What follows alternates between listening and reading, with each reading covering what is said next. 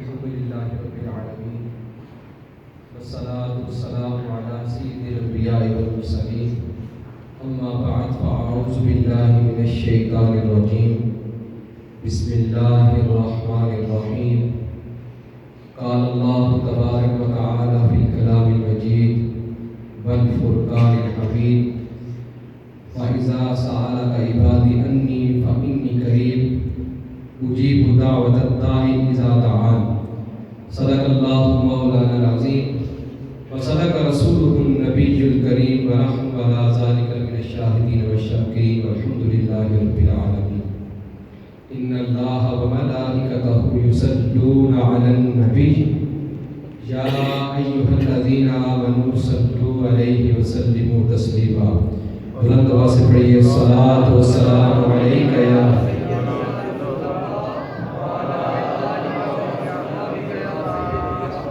الصلاۃ والسلام علیک یا سیدی یا رسول اللہ وعلی آلک واصحابک یا سیدی یا نور اللہ مولاي صل وسلم دائما ابدا على حبيبك خير الخلق كلهم منزه عن شريك في محاسنه فجوهر الحسن فيه غير منقسم يا رب بالمصطفى بلغ مقاصدنا واغفر لنا ما مضى يا واسع الكرم اللہ جل جلالہ وأمن والہ وعظم ذکرہ وأتم برہانہ وجل شانہ کی حمد و ثنا اور صدر کائنات مغفر موجودات زینت بزر کائنات قائد المرسلین خاتم النبیین احمد مجتبی جناب محمد مصطفیٰ صلی اللہ علیہ وآلہ وسلم کی بارگاہ میں ہدیۃ الاسلام عرض کرنے کے بعد رب عز و جل کی بارگاہ میں دعا ہے کہ مجھے حق سچ کہنے اور ہم سب کو سن کر عمل کرنے کی توفیق عطا فرمائے آمین۔ زمین محتشم، آج رمضان مبارک کا جمعۃ الوداع ہے۔ رب عز و جل کی بارگاہ میں دعا ہے کہ رب عز و جل ہمیں اسی طرح ہر سال رمضان مبارک کی بابرکت گھڑیاں نصیب فرمائے آمین۔ آج میرے درس کا موضوع ہے قرب الہی۔ رب تعالیٰ قرآن پاک میں یہ ارشاد فرماتا ہے وَإِذَا سَأَلَكَ عِبَادِي عَنِّي فَإِنِّي قَرِيبٌ کہ اے محبوب، جب آپ سے میرے بندے میری نسبت سوال کریں، اے محبوب جب آپ سے میرے بندے میری نسبت میرے بارے میں سوال کریں تو رب ارشاد فرما رہا ہے فَإِنِّي قَرِيبٌ میں قریب ہوں۔ رب فرما رہا ہے کہ میں قریب ہوں۔ اب قرب کا معنی کیا ہے؟ آپ کو بخوبی اس بات کا علم ہے کہ رب تعالیٰ وجود سے پاک ہے۔ رب تعالیٰ وجود سے پاک ہے، یعنی رب عز و جل کے لیے ہم مکان ثابت نہیں کر سکتے۔ یوں نہیں کہہ سکتے کہ رب یہاں ہے، رب وہاں ہے۔ رب عز و جل کے لیے ہم مکان ثابت نہیں کر سکتے۔ جیسے مثال دیتا ہوں کہ آپ میرے قریب بیٹھے ہیں، یا یوں اس کو سمجھیے کہ میں یوں کہوں کہ کھڑی شریف بدحرمہ کے قریب ہے، یا یوں کہیں کہ کھڑی شریف اور جاگرہ یہ قریب ہے۔ تو عرض کرنے کا مقصد یہ ہے کہ جب رب عز و جل کی بات آتی ہے تو رب عز و جل قرب اور بعد مکانی سے پاک ہے۔ قرب اور بعد مکانی سے پاک ہے۔ ہم رب عز و جل کی یہ نہیں کہہ سکتے کہ رب ہمارے کتنا قریب ہے، رب کے لیے مکان ثابت نہیں کر سکتے۔ اسی طرح رب عز و جل کی ذات وہ جہتوں سے بھی پاک ہے۔ مثال کے طور پر 6 جہتیں ہیں، آگے ہونا، پیچھے ہونا، دائیں ہونا، بائیں ہونا، اوپر نیچے، یہ 6 جہتیں ہیں۔ کتنی جہتیں ہیں؟ 6 جہتیں ہیں۔ ہم یہ نہیں کہہ سکتے کہ رب عز و جل آگے ہے، رب پیچھے ہے، یا یوں کہیں کہ رب دائیں ہے، رب بائیں ہے، رب عز و جل اوپر ہے، رب نیچے ہے۔ یعنی مختصر یہ کہ رب عز و جل کے لیے ہم جہت بھی ثابت نہیں کر سکتے۔ رب تعالیٰ کی ذات جہتوں سے بھی پاک ہے۔ رب تعالیٰ کی ذات جہتوں سے بھی پاک ہے۔ اب یہاں سوال پیدا ہوتا ہے کہ رب اگر ان سب چیزوں سے پاک ہے تو پھر قرب کا معنی کیا ہے؟ اگر رب تعالیٰ کی ذات سب چیزوں سے پاک ہے، پھر قرب کا معنی کیا ہے؟ آئیے آیت کریمہ کی طرف، اس آیت کریمہ کو غور سے سنیے گا۔ رب عز و جل ارشاد فرما رہا ہے وَإِذَا سَأَلَكَ عِبَادِي عَنِّي فَإِنِّي قَرِيبٌ، اے محبوب جب آپ سے میرے بندے میری نسبت سوال کریں، جب آپ سے میرے بندے میری نسبت سوال کریں، اب ایک چھوٹا سا سوال میں کرتا ہوں آپ سے کہ سوال کس سے ہو رہا ہے؟ نبی پاک علیہ السلام سے تو جواب کیا ہونا چاہیے کہ رب کہے محبوب آپ فرما دیں کہ میں قریب ہوں، آپ فرما دیں کہ میں قریب ہوں۔ اب اس میں ایک لطیف نکتہ ہے، غور سے سنیے گا۔ رب عز و جل فرما رہا ہے کہ اے محبوب جب آپ سے میرے بندے میری نسبت سوال کریں، اب یہاں پہ رک جائیے، یہاں پہ رک جائیے۔ درمیان میں ہونا یہ چاہیے تھا کہ رب کہے کہ محبوب آپ فرما دیں میں قریب ہوں، نہیں، رب نے فرمایا فَإِنِّي قریب، میں قریب ہوں، کہ رب عز و جل نے اپنے اور بندے کے درمیان ایک جملے کو بھی حائل نہیں ہونے دیا، اپنے اور بندے کے درمیان ایک جملے کو بھی حائل ہونا پسند نہیں کیا۔ فرمایا کہ اے محبوب جب آپ سے میرے بندے میری نسبت سوال کریں تو خود ارشاد فرمائیے کہ میں اپنے بندے کے قریب ہوں، خود ارشاد فرمائیے کہ میں اپنے بندے کے قریب ہوں۔ اب رب عز و جل بندے کے اتنے قریب ہے تو دور کون ہے؟ دور ہم ہیں، دور ہم ہیں۔ رب تعالیٰ تو بندے کو اپنا قریب کرنا چاہتا ہے۔ مؤذن جو ہے وہ مسجد میں اذان دیتا ہے حی علی الصلاۃ، حی علی الفلاح، آؤ صلاۃ کی طرف، آؤ فلاح کی طرف، لیکن رب تعالیٰ تو قریب ہے، لیکن ہم رب عز و جل کی بارگاہ سے دور ہیں، ہم رب کی بارگاہ سے دور ہیں۔ اب یہاں پر ایک سوال پیدا ہوتا ہے کہ رب عز و جل بندے کے کتنا قریب ہے؟ رب عز و جل فرمایا کہ بندے کے قریب ہوں، کتنا قریب ہے؟ تو قرآن پاک میں رب عز و جل نے ارشاد فرمایا وَنَحْنُ أَقْرَبُ إِلَيْهِ مِنْ حَبْلِ الْوَرِيدِ، میں بندے کی شاہ رگ سے بھی زیادہ قریب ہوں، میں اپنے بندے کی شاہ رگ سے بھی زیادہ قریب ہوں۔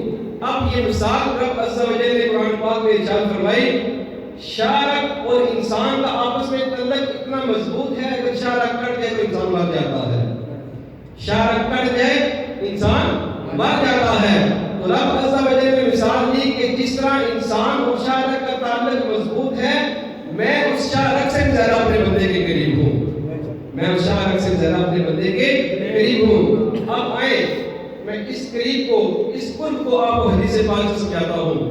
حضرت ابو ہریرہ رضی اللہ تعالیٰ عنہ آپ روایت کرتے ہیں کہ حضور نبی کریم علیہ السلام نے ارشاد فرمایا کہ رب عز و جل فرماتا ہے کہ بندہ جس طرح کا مجھ سے گمان کرتا ہے میں اس کے ساتھ اس طرح کا معاملہ کرتا ہوں، یعنی جس طرح اس بندے کے گمان میں آتا ہے کہ رب میرے اتنے قریب ہے، رب اتنا ہی اس بندے کے قریب ہوتا ہے، رب عز و جل اس بندے کے اتنا ہی قریب ہوتا ہے۔ پھر فرمایا کہ جب وہ بندہ مجھے یاد کرتا ہے، جب میرا بندہ مجھے یاد کرتا ہے، میرا ذکر کرتا ہے تو میں اس بندے کے ساتھ ہوتا ہوں، جب بندہ میرا ذکر کرتا ہے، مجھے یاد کرتا ہے تو میں اس بندے کے ساتھ ہوتا ہوں۔ پھر اس حدیث پاک کے آخر میں ارشاد فرمایا کہ جب بندہ اگر میرے نزدیک ایک بارش آنا چاہے، اگر کوئی بندہ ایک بارش میرے نزدیک ہونا چاہے تو رب ارشاد فرماتا ہے میں ایک بازو اس بندے کے قریب ہو جاتا ہوں، میں ایک بازو اس بندے کے قریب ہو جاتا ہوں۔ پھر فرمایا کہ اگر کوئی بندہ ایک بازو میرے قریب ہونا چاہے، اگر کوئی بندہ ایک بازو کی نسبت میرے قریب آنا چاہے تو میں دو بازو اس بندے کے قریب ہو جاتا ہوں۔ پھر فرمایا اگر کوئی بندہ چڑھ کر میرے قریب آنا چاہے، چڑھ کر وہ بندہ میرا قرب حاصل کرنا چاہے، فرمایا کہ میں دوڑ کر اس بندے کے قریب ہو جاتا ہوں، میں دوڑ کر اس بندے کے قریب ہو جاتا ہوں۔ اب رب تعالیٰ کی ذات دوڑنے سے بھی پاک، بازو سے بھی پاک، مثال دی کہ فرمایا کہ اگر کوئی بندہ ایک بارش میرے نزدیک آنا چاہے میں ایک بازو اس کے قریب ہو جاتا ہوں، فرمایا کہ بندہ ایک بازو میرے قریب آنا چاہے میں دو بازو اس کے قریب ہو جاتا ہوں۔ پھر فرمایا کہ اگر کوئی بندہ چڑھ کر میرے قریب ہونا چاہے تو میں دوڑ کر اس کے پاس آ جاتا ہوں۔ مطلب کیا فرمایا نا، قرآن پاک کی آیت ہے، فرمایا کہ میں اپنے بندے کی شاہ سے بھی زیادہ قریب ہوں، میں اپنے بندے کی شاہ سے بھی زیادہ قریب ہوں۔ حضور نبی کریم علیہ السلام کی حدیث پاک کا مفہوم ہے، فرمایا کہ رب عز و جل فرماتا ہے میری محبت ان لوگوں کے لیے برحق ہے یا میرا قرب ان لوگوں کے لیے برحق ہے جو میری خاطر ایک دوسرے سے محبت کرتے ہیں، جو میری خاطر ایک دوسرے سے محبت کرتے ہیں، میری رضا کے لیے، میری خوشنودی پانے کے لیے ایک دوسرے سے محبت کرتے ہیں، ایک دوسرے پر اپنا مال خرچ کرتے ہیں، جو میری خاطر ایک دوسرے سے ملتے ہیں۔ فرمایا ان بندوں کے لیے میری محبت برحق ہے، ان بندوں کے لیے میری محبت برحق ہے۔ حضرت برا بن عازب رضی اللہ عنہ روایت کرتے ہیں، فرماتے ہیں کہ ایک مرتبہ ہم حضور نبی کریم علیہ السلام کی بارگاہ میں بیٹھے تھے، نبی پاک علیہ السلام نے ہم صحابہ کرام سے سوال کیا، پوچھا کہ اے میرے صحابہ مجھے ایک بات تو بتاؤ۔ اچھا یا رسول اللہ پوچھئے ہم بتائیں گے۔ نبی پاک علیہ السلام نے پوچھا کہ بتاؤ کہ اسلام کی سب سے افضل کڑی کون سی ہے؟ اسلام کی سب سے افضل کڑی کون سی ہے؟ تو صحابہ کرام نے عرض کی یا رسول اللہ نماز۔ فرمایا وہ بھی ٹھیک، اس کے علاوہ؟ فرمایا زکات۔ فرمایا وہ بھی ٹھیک، اس کے علاوہ؟ فرمایا حج۔ فرمایا وہ بھی ٹھیک، اس کے علاوہ؟ فرمایا رمضان کے روزے رکھنا۔ فرمایا وہ بھی ٹھیک، اس کے علاوہ؟ کہا جہاد کرنا۔ وہ بھی ٹھیک، فرمایا اس کے علاوہ؟ پھر نبی پاک علیہ السلام نے خود ارشاد فرمایا کہ اسلام کی سب سے افضل کڑی یہ ہے کہ تب تم کسی سے محبت کرو تو وہ بھی رب کی رضا کی خاطر کرو، کسی سے دشمنی کرو وہ بھی رب کی رضا کی خاطر کرو۔ یعنی الحب للہ والبغض للہ، جب کسی سے پیار کرنا چاہو تو وہ بھی رب کی رضا کے لیے، جب کسی سے نفرت کرنا چاہو تو وہ بھی رب کی رضا کے لیے۔ اور جب تم یہ کام کر لو گے، یعنی ہر کام میں تم رب کی رضا کو ملحوظ حاضر رکھو گے کہ رب تعالیٰ تم کو اپنا قرب عطا کر دے گا، رب تعالیٰ تمہیں اپنا قرب عطا کر دے گا۔ اب رب کی قرب حاصل کرنے کا سب سے جو بڑا ذریعہ ہے وہ نوافل کی کثرت کرنا ہے۔ وہ کیا ہے؟ نوافل کی کثرت کرنا۔ حضرت سیدنا ابو ہریرہ رضی اللہ عنہ بھی ہے، فرماتے ہیں کہ حضور نبی کریم علیہ السلام نے ارشاد فرمایا کہ اللہ تعالیٰ ارشاد فرماتا ہے کہ جب کوئی بندہ میرے کسی ولی کو اذیت دے، جب کوئی بندہ میرے کسی ولی کو اذیت دے، میں اس بندے سے اعلان جنگ کرتا ہوں، میں اس بندے سے کیا کرتا ہوں؟ اعلان جنگ کرتا ہوں۔ پھر فرمایا کہ بندہ سب سے زیادہ میرے قریب فرائض کی ادائیگی سے ہوتا ہے، جب بندہ فرائض کی ادائیگی کرتا ہے وہ بندہ میرے قریب ہو جاتا ہے۔ پھر آگے چل کے ارشاد فرمایا کہ بندہ مسلسل نوافل ادا کرتا رہتا ہے، میں اس بندے کو اپنا قرب ادا کر دیتا ہوں، اور جب میں اس بندے کو اپنا قرب ادا کرتا ہوں پھر میں اس بندے سے محبت کرنے لگ جاتا ہوں۔ جب میں کسی بندے کو اپنا قرب ادا کرتا ہوں پھر میں اس بندے سے محبت کرنے لگ جاتا ہوں۔ پھر رب ارشاد فرما رہا ہے جب میں کسی بندے سے محبت کرتا ہوں میں اس بندے کے ہاتھ بن جاتا ہوں جن کے ساتھ وہ پکڑتا ہے، میں اس بندے کے ہاتھ بن جاتا ہوں جن کے ساتھ وہ پکڑتا ہے، میں اس بندے کی آنکھیں بن جاتا ہوں جن کے ساتھ وہ دیکھتا ہے، میں اس بندے کے پاؤں بن جاتا ہوں جن کے ساتھ وہ چلتا ہے۔ پھر وہ بندہ میری بارگاہ میں جو بھی دعا کرتا ہے میں اس بندے کی دعا کو قبول کر لیتا ہوں، میں اس بندے کی دعا کو قبول کر لیتا ہوں۔ اب رب عز و جل فرما رہا ہے کہ بندہ فرائض کی ادائیگی سے بھی میرا قرب حاصل کر سکتا ہے اور نوافل کی کثرت کرنے سے میرا بندہ جو ہے وہ میرا قرب حاصل کر لیتا ہے۔ بندہ جب رب کا قرب حاصل کرنا چاہیے تو اس کو کرنا کیا چاہیے؟ تو نبی پاک علیہ السلام نے آسان حال ارشاد فرما دیا، مسلم شریف کی حدیث پاک ہے، فرمایا کہ بندہ رب عز و جل کا سب سے زیادہ قرب جو حاصل کرتا ہے وہ سجدے کی حالت میں کرتا ہے۔ بندے کو جو سب سے زیادہ رب کا قرب حاصل ہوتا ہے وہ سجدے کی حالت میں ہوتا ہے۔ کیوں؟ فرمایا کہ جب بندہ سجدہ کرتا ہے اپنی پیشانی بھی اپنا ناک بھی رب کی بارگاہ میں رکھ دیتا ہے، پھر کہتا ہے کہ سبحان ربی الاعلی، سبحان ربی الاعلی، سبحان ربی الاعلی۔ اے رب تو کتنی عظمت والا ہے، اے میرے رب تو کتنی برکت والا ہے، تو کتنی عظمت والا ہے۔ جب اپنی پیشانی بھی اپنا ناک بھی رب کی بارگاہ میں رکھ دیتا ہے تو فرمایا یہ سب سے اچھا عمل ہے رب کی قرب حاصل کرنے کا۔ فرمایا کہ سجدوں کی کثرت کیا کرو، اور فرمایا کہ سجدوں میں رب کی بارگاہ میں دعا کیا کرو، سجدہ کر کے رب کی بارگاہ میں دعا کیا کرو۔ حضرت خواجہ اجمیر معین الدین چشتی اجمیری رحمۃ اللہ علیہ آپ فرماتے ہیں کہ میرے پیر صاحب سے کسی بندے نے سوال کیا، میرے پیر صاحب خواجہ عثمان قارونی رحمۃ اللہ علیہ سے کسی بندے نے سوال کیا کہ بتائیے کہ بندہ اس کو کیسے پتہ چلے کہ اس بندے کو رب کا قرب نصیب ہو گیا ہے؟ کوئی بندہ ہے اس کو کیسے پتہ چلے کہ اس بندے کو رب کا قرب نصیب ہو گیا ہے؟ تو خواجہ عثمان قارونی رحمۃ اللہ علیہ نے بڑی پیاری بات ارشاد فرمایا کہ جب تمہیں نیکی کو توفیق ملنے لگے، جب رب تعالیٰ تمہیں نیکی کے کام کرنے کی توفیق دے دے تو یہ سمجھو کہ رب تعالیٰ نے تمہیں اپنا قرب عطا کر دیا۔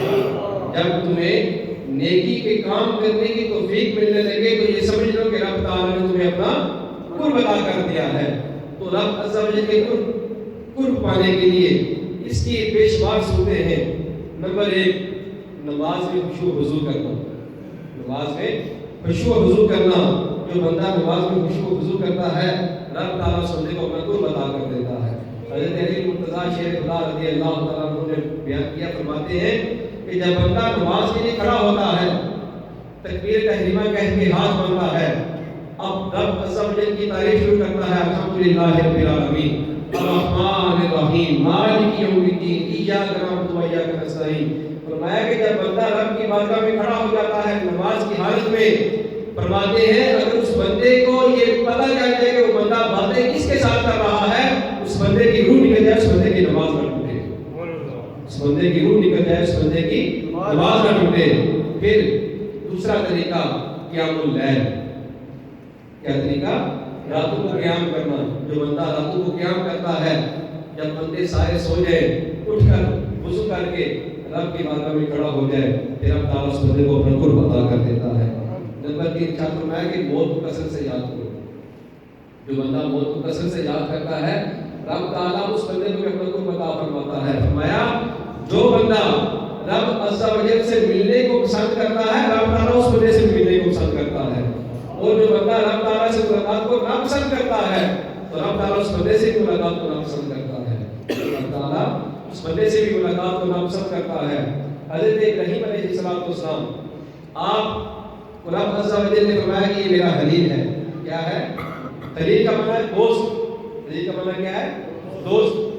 جب حضرت اسرائیل علیہ السلام آئے نا روح قبض کرنے کے لیے، تو روح قبض کرنے کے لیے جب آئے تو حضرت ابراہیم علیہ السلام نے ایک بات کہی، فرمایا کہ رب کی بارگاہ میں جب آئے نا، پوچھا کہ کیوں آئے ہو؟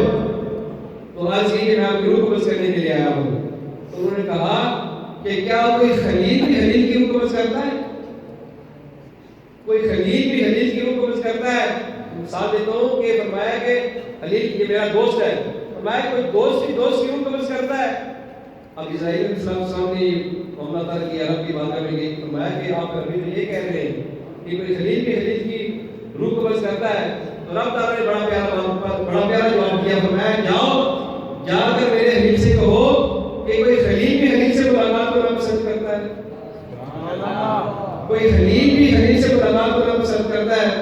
جب حضرت اسرائیل علیہ السلام آئے، آگے رب کا پیغام سنایا، فرمایا میرے روح قبض کرو۔ تو فرمایا میرے پاس ان کی حدیث پاک ہے کہ بندہ رب سے ملاقات کو پسند کرتا ہے رب تعالیٰ اس بندے سے ملاقات کو پسند کرتا ہے۔ پھر آخری فرمایا کہ فہم قرآن کو سمجھ کر پڑھو۔ جو بندہ قرآن کو سمجھ کر پڑھتا ہے رب تعالیٰ اس بندے کو بھی اپنا قرب عطا کر دیتا ہے، رب تعالیٰ اس بندے کو بھی اپنا قرب عطا کر دیتا ہے۔ رب تعالیٰ کی بارگاہ میں دعا ہے کہ رب تعالیٰ علم ببرکت رمضان کی ببرکت گھڑیوں کا واسطہ رب تعالیٰ ہم سب کو بھی اپنا جو ہے وہ قرب عطا فرمائے۔ آپ سب کو پتہ ہے کہ کل